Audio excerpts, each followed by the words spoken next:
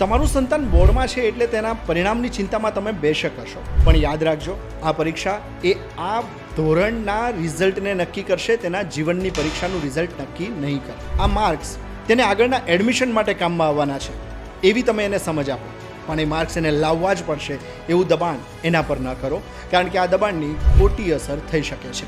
ઉત્તમ પરિણામ માટે આત્મવિશ્વાસથી એને પેપર લખવાનો મહાવરો ઘરે કરવો જરૂરી છે ને, એવી સમજ તમે એને આપો.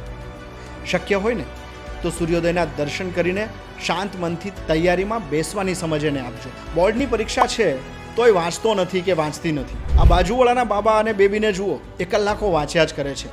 આવી કમ્પેરિઝન એની સાથે બિલકુલ ન કરતા, કારણ કે સરખામણી બાળકને સાયકોલોજીકલ રીતે તોડી નાખે છે. આ સમય જતો રહ્યો ને તો પાછો નહીં આવે, આવી સમજ તમે એને આપો. અને જો એ સમજ એના ગળે ઉતરી ગઈ ને તો તમારું સંતાન આ બોર્ડની પરીક્ષા જ નહીં, જીવનની પરીક્ષામાં પણ જોરદાર સફળતા મેળવશે. એ હું તમને ગેરંટી આપું છું. તમે જેવી મહેનત કરશો એવું પરિણામ મેળવશો. આવી સમજ એનામાં વાવજો અને મારા તરફથી એને શુભકામનાઓ પાઠવજો.